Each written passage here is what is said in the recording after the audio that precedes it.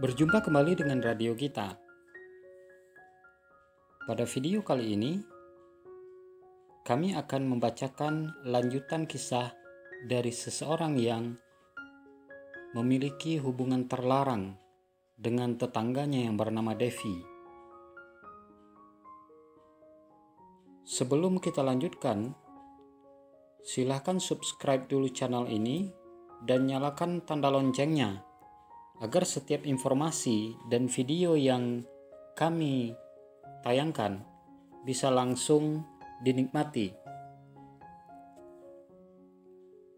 Oke, kita langsung ke ceritanya saja.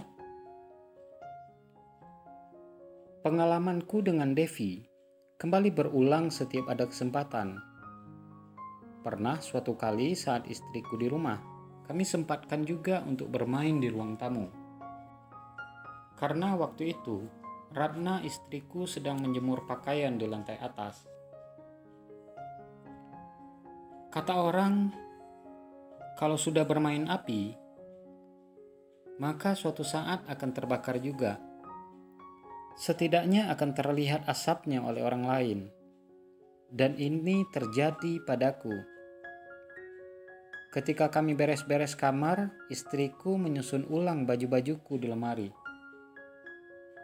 Dan terlihatlah olehnya segitiga pengaman Devi yang kusimpan di sana. Ini punya siapa? Kok ada bau-bau bekas gituan ya? Loh, bukannya punyamu? Kataku. Enggak mas, lagian kenapa letaknya di tumpukan bajumu? Dan aroma parfumnya bukan milikku. Ini punya siapa mas? Aku masih diam. Jelaskan padaku mas, kata Ratna lagi. Istriku yang mulai kesal karena aku masih diam, duduk di depanku sambil memegang benda milik Devi itu. Ayo kamu jelaskan padaku ini milik siapa? Dan kenapa kamu simpan? Kamu sudah melakukannya dengan cewek lain. Ayo mas, terus terang saja. Akhirnya karena istriku terus mendesak, aku pun menceritakan semuanya. Aku sudah kepalang basah. Apapun yang jadi keputusan Ratna akan aku terima. Pantesan sejak awal kulihat kamu sangat memperhatikannya. Ternyata ini kejadiannya. Dan kamu sudah lakukan semuanya di belakangku. Maafkan aku khilaf. Sekarang aku sudah jujur. Dan aku akan terima apapun keputusanmu. Karena kamu melakukannya di belakangku selama ini, sekarang ku minta padamu lakukan di depanku, kata istriku. Apa? Melakukannya di depanmu? Gak mungkin. Dan Devi pasti juga gak mau. Aku mohon jangan minta aku melakukan itu. Tidak bisa mas. Itu cara yang bisa kamu lakukan untuk minta maaf atas segala yang sudah kamu lakukan di belakangku. Dalam minggu ini juga, semua permintaanku harus kamu penuhi. Karena istriku tetap dengan permintaan anehnya itu, aku pun mencari cara agar bisa melakukannya dengan Devi disaksikan oleh istriku.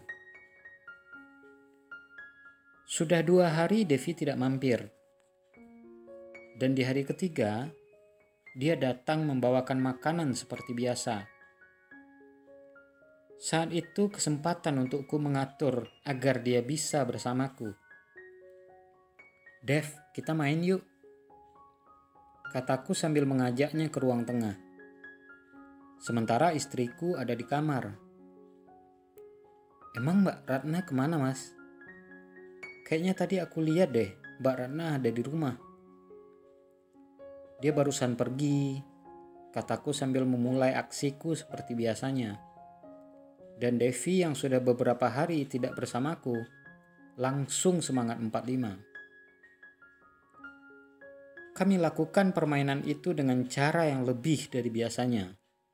Dan aku tahu, Ratna sudah keluar dari kamar dan mengunci pintu depan. Saat kami asik bermain, aku dan Devi tidak menyadari kalau Ratna sudah duduk di belakang kami. Dan ketika sudut mataku menangkap bayangannya, aku lihat dia sudah tidak mengenakan apapun.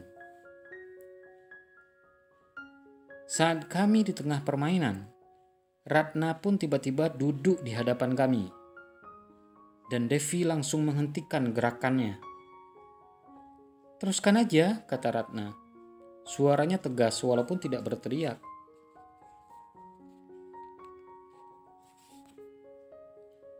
"Ayo, teruskan.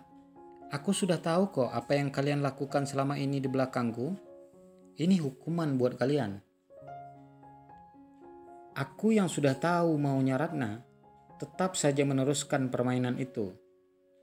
Sementara Devi terlihat kebingungan, antara takut bercampur kaget, karena dia melihat Ratna juga dalam kondisi yang sama dengan kami.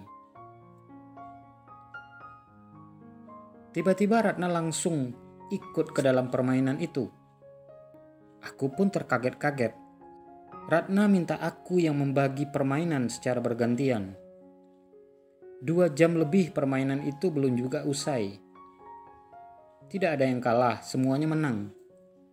Dan setelah selesai, Ratna berkata, "Mbak Devi, nanti di sini saja.